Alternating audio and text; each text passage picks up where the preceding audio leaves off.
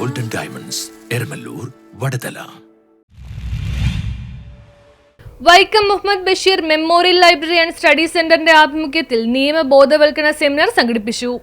Kothamangalam Vaikom Muhammad Basheer memorial library and study സെന്ററിന്റെ ആഭിമുഖ്യത്തിൽ നിയമ ബോധവൽക്കരണ സെമിനാറും പ്രമുഖ വ്യക്തികളെ ആദരിക്കുകയും ചെയ്തു. ഭൂതത്താൻകെട്ട് ഡോളർ ബേഡിലേക്ക് റിട്രീറ്റ് കോൺഫറൻസ് ഹാളിൽ നടന്ന പരിപാടി റിട്ടയർഡ് ജില്ലാ ജഡ്ജി എൻ ലീലാമണി ഉദ്ഘാടനം ചെയ്തു. വായനശാല president K A Yusuf Pallarimangalam അധ്യക്ഷത വഹിച്ചു.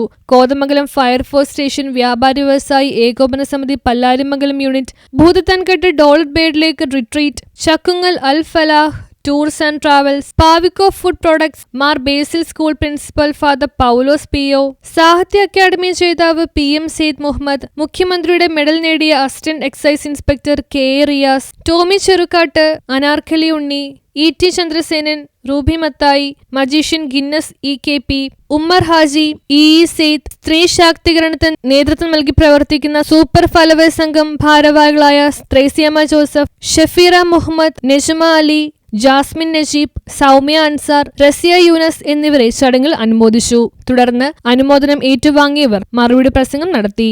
കിട്ടുന്ന അറിവുകൾ എവിടെന്നോ ആവട്ടെ, അറിവ് എവിടെ കിട്ടുന്നോ അത് പഠിക്കാൻ ശ്രമിക്കുക.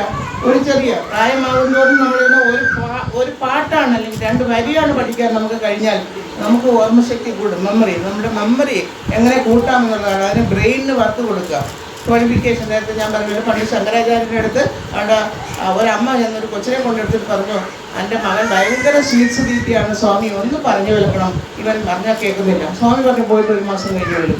1 മാസം കഴിഞ്ഞ് അവർ വന്നപ്പോൾ സ്വാമി പറഞ്ഞു, മോനെ സ്വീറ്റ്സ് കഴിക്കരുത്, മധുരം ഭയങ്കരമായിട്ട് ദോഷം ചെയ്യും കഴിക്കുന്നു. അപ്പോൾ അമ്മയ്ക്ക് ദേഷ്യം വന്നു. ഈ കഴിഞ്ഞ മാസം വന്നപ്പോൾ തന്നെ ഇതൊക്കെ പറഞ്ഞാൽ പോരായിരുന്നു, ഞാൻ ഇത്രയും ദൂരം 1 മാസം കഴിഞ്ഞ് യാത്ര ചെയ്ത് വരേണ്ട ആവശ്യം ഉണ്ടായിരുന്നു. News bureau, Kothamangalam.